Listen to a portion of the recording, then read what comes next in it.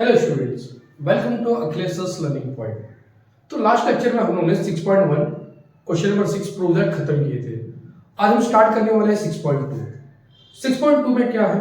6.2 में हमारा application of trigonometry है। सर ये एप्लीकेशन ऑफ ट्रिग्नोमेट्री क्या होता है, पहले वो बताइए। तो कभी कभी क्या होता है, हमारे अंदर बहुत क्यूरियोसिटी रहती है कि हम सपोज यहाँ पे मैं खड़ा हूँ और सामने मेरी बहुत बड़ी बिल्डिंग्स है, बहुत एक टावर है, और हम सोचते हैं कि यार ये जो बिल्डिंग है और ये जो टावर है इसका हाइट क्या है, राइट? या फिर मैं यहां खड़ा हूं, सामने मेरे टावर है और मेरे और टावर के बीच में डिस्टेंस क्या है, बराबर। बहुत समय हम लोग ये सोचते हैं, लेकिन हम कैसे फाइंड करेंगे कि उसका हाइट क्या है, मेरा और उसके बीच का डिस्टेंस क्या है? तो एक्यूरेट तो नहीं, बट हाँ बहुत ही नियरेस्ट वैल्यू हम फाइंड कर सकते हैं बाय एप्लीकेशन ऑफ ट्रिग्नोमेट्री से। तो एप्लीकेशन ऑफ ट्रिग्नोमेट्री यूज कैसे किया जाए, और एप्लीकेशन ऑफ ट्रिग्नोमेट्री में क्या हमें ऐसा जानना है जिसकी वजह से हम एप्लीकेशन ऑफ ट्रिग्नोमेट्री यूज कर सकते हैं। तो application of trigonometry use start करने के पहले हमें कुछ वर्ड्स का मीनिंग मालूम होना चाहिए। जैसे लाइन ऑफ विजन। सर ये लाइन ऑफ विजन क्या है? जैसे आप यहां खड़े हैं, पॉइंट ए पे आप खड़े हैं, और ये जो आपका बीसी जो है वो आपका टावर है, और ये जो ए और सी है जो आपका, ये आपका हॉरिजॉन्टल है, और आप इस पॉइंट ए से इस पॉइंट बी को देख रहे हो। ओके, इस पॉइंट बी को देख रहे हो, तो आप ऑब्जर्वर यहां है और आप देख यहां रहे हैं, तो ये जो ए बी है वो आपका कहलाएगा लाइन ऑफ विजन। ओके, और जो एसी है वो आपका क्या है? हॉरिजॉन्टल। तो सेकंड मीनिंग का मुझे सेकंड वर्ड का मीनिंग देखते हैं, एंगल ऑफ एलिवेशन। ये एंगल ऑफ एलिवेशन क्या होता है? जैसे कि जो AC है हमारा, ये लोअर लेवल है, और जो BC जो है हमारा, ये हायर लेवल है। तो जब हम लोअर लेवल से हायर लेवल की तरफ देखते हैं, जब लोअर लेवल से हायर लेवल की तरफ देखते हैं, तो ये जो एंगल जो बनता है, इस एंगल को हम कहते हैं एंगल ऑफ एलिवेशन। तो सर ये एंगल ऑफ डिप्रेशन का मतलब क्या? यस, आप सही सोच रहे हैं। जैसे कि जो AC है हमारा, ये क्या है? हमारा हॉरिजॉन्टल है। अब मैं क्या कर रहा हूं, ये हायर लेवल है, और सपोज कि ये जो पॉइंट B है ये लोअर लेवल पे है। ये B कहां हमारा? Lower level. जब मैं हायर लेवल से लोअर लेवल की तरफ देखता हूं, जैसे कि आप किसी बिल्डिंग में खड़े हैं और आप बिल्डिंग से नीचे की तरफ देख रहे हैं, तो आप ऊपर से नीचे की तरफ देख रहे हैं, राइट? तो जब हम ऊपर से नीचे की तरफ देखते हैं या फिर हायर लेवल से लोअर लेवल की तरफ देखते हैं, तो उस जो एंगल बनता है उस एंगल को हम कहते हैं एंगल ऑफ डिप्रेशन। तो आई होप कि आपको ये तीन वर्ड का मीनिंग समझ में आया। What is line of vision, angle of elevation and angle of depression. तो बिना टाइम वेस्ट किए हम चलते हैं 6.2 की तरफ। तो आइए देखते हैं क्वेश्चन नंबर 1 क्या है हमारा। A person is standing at a distance of 80 meters from a church looking at its top. The angle of elevation is of 45 degree. Then find the height of the church. तो question का मतलब देखिए क्या लिखा है यहाँ पे कि AB is the height of the church and point C is the position of the observer and BC is the distance between church to the observer. And angle ACB is my what? Angle of elevation. तो हम point C पे खड़े हैं और हमें निकालना है AB, height of church. तो हम यहां पे खड़े और हमें चाहिए क्या? अपोजिट चाहिए। C का आपको अपोजिट साइड चाहिए, और आपको दिया क्या है? आपको दिया है एडजेसेंट, राइट? तो आप मुझे बताइए कि अपोजिट और एडजेसेंट कौन से ट्रिग्नोमेट्रिक फंक्शन में आता है? Yes, tan theta. तो ये हो जाएगा कि late AB is the height of the church, C is the position of the observer, angle ACB is the angle of elevation, and where BC का जो वैल्यू है आपका 80 मीटर है, आपको जो एंगल ACB है आपका कितना है बच्चों?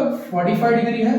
तो यहां पे डायरेक्टली हम लोग आ जाएंगे इन ट्राइंगल ABC, और लिख सकते हैं आप लोग in right angle triangle ABC, angle ACB is equal to 45 degree and angle ABC is equal to 90 degree. So हमें निकालना है अपोजिट, निकालना है, आपको एडजेसेंट दिया है, तो अपोजिट और एडजेसेंट किसमें आते हैं आपके? tan थीटा में। So therefore tan theta is equal to opposite side upon adjacent side. तो यहां पे थीटा का वैल्यू कितना आपके बच्चे लोग? 45 डिग्री। तो हो जाएगा आप लोगों का tan 45 degree is equal to AB upon BC। तो आप मुझे बताइए कि tan 45 का वैल्यू क्या होता है? 1 और AB आपको निकालना है और BC का वैल्यू कितना दिया आपको? 80। तो हम क्या करेंगे? क्रॉस मल्टीप्लाई करेंगे। सो AB इंटू 1 हो जाएगा AB और 81 था 80। तो AB क्या मिला आप लोगों को यहां पे? 80 metre. It means that what is the height of the church? 80 metre. उम्मीद है आपको पहला क्वेश्चन समझा। आप इसका स्क्रीनशॉट ले लीजिए, फिर बढ़ते हैं अगले क्वेश्चन की तरफ। तो आइए देखते हैं क्वेश्चन नंबर 2 क्या है हमारा। तो क्वेश्चन नंबर 2 है हमारे पास, from the top of the lighthouse an observer looking at a ship makes an angle of depression. Lighthouse से शिप को देख रहे हैं, मतलब ऊपर से नीचे की तरफ देख रहे हैं, तो एंगल ऑफ डिप्रेशन ही बनेगा बच्चे लोग। सो एंगल ऑफ डिप्रेशन कितना है यहां पे? 60 डिग्री।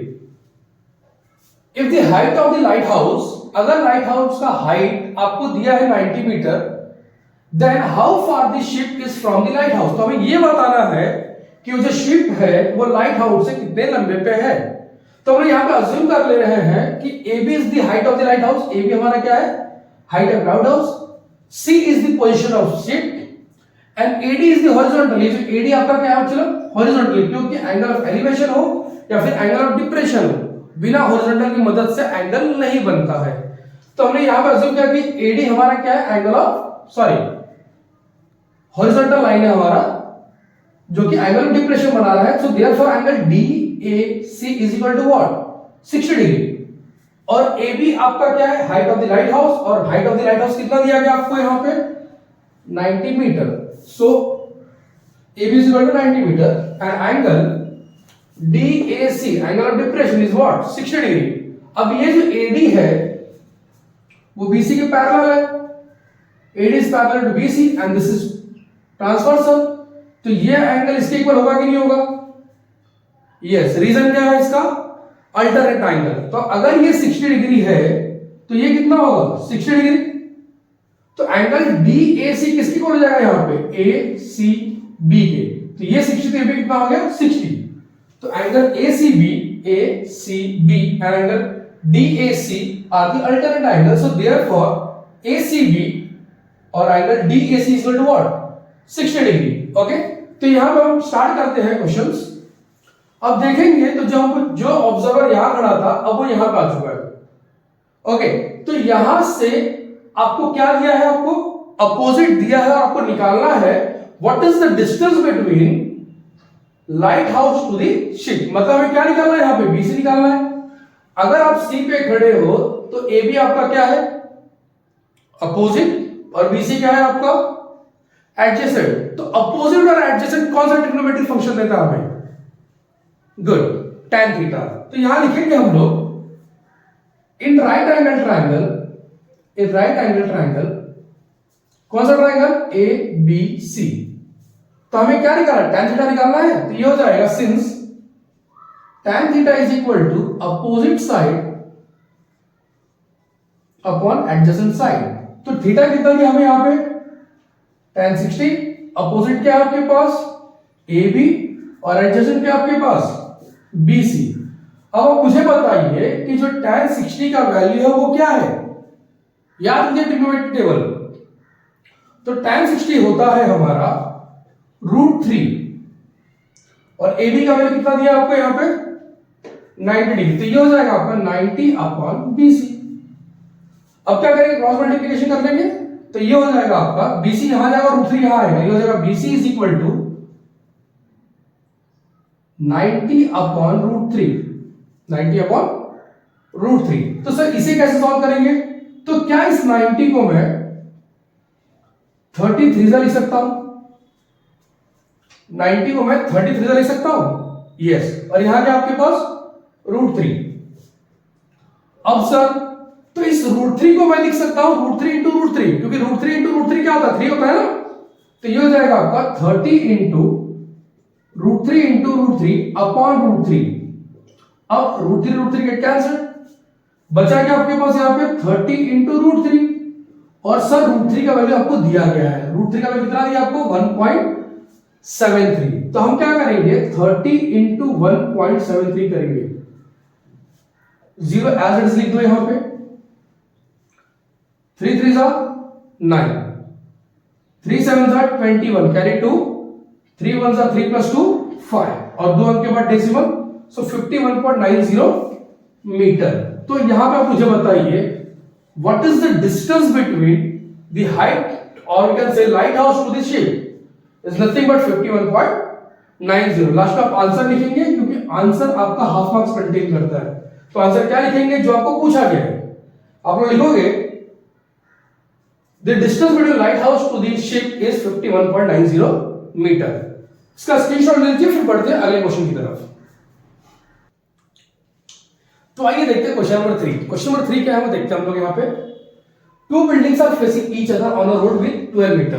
क्या बोला गया है यहाँ पे कि एक बिल्डिंग से, दो बिल्डिंग से आपस में, और दोनों के बीच का जो रोड है कितना है बेटा 12 मीटर का है। From the top of the first building which is 10 metre high, जो पहला बिल्डिंग है उसकी हाइट कितनी है 10 मीटर।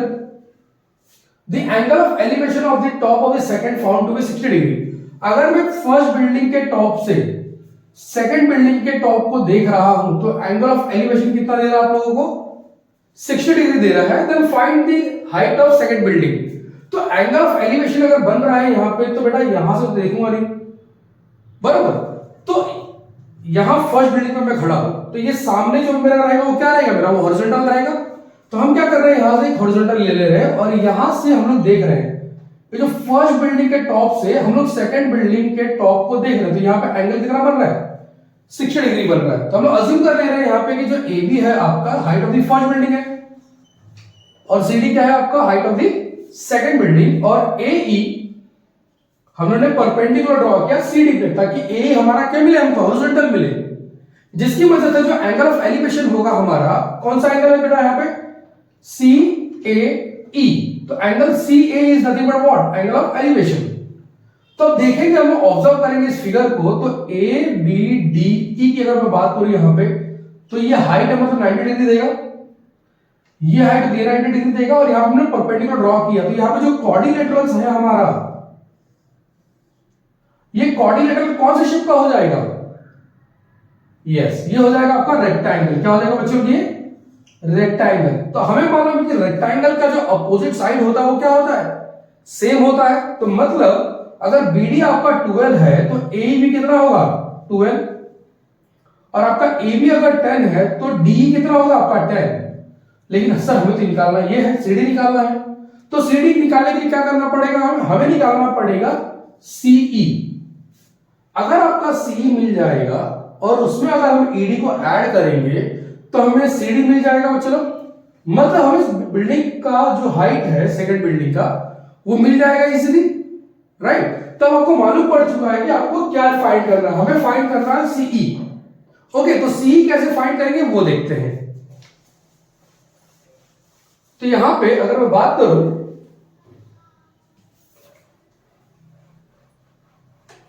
तो हमने क्या अज्यूम किया है यहां पे बच्चे लोग कि जो AB है हमारा height of the first building है, AE is the height of the first building and CD is the height of second building, where BD जो हमारा BD क्या है हमारा विड्थ है, width of the road, and segment AE is perpendicular to CD such that C'E' मतलब C'E' का मतलब क्या होता है बच्चों, they are collinear. Okay and angle CA is my what angle of elevation. AB का वैल्यू अगर आपका 10 है तो D का वैल्यू आपका कितना होगा 10 होगा, और अगर आपका BD आपका 12 है तो AB कितना होगा आपका 12 होगा।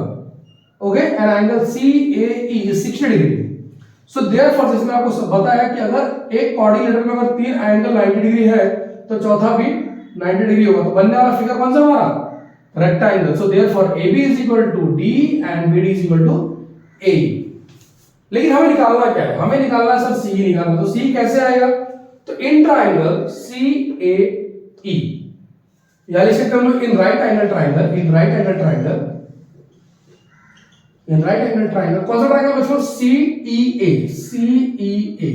ओके, अब मैं खड़ा हूं यहां पे और मुझे निकालना है CE। मैं यहां खड़ा हूं, मेरे को सामने की साइड निकालनी है और मुझे दिया गया है एडजेसेंट।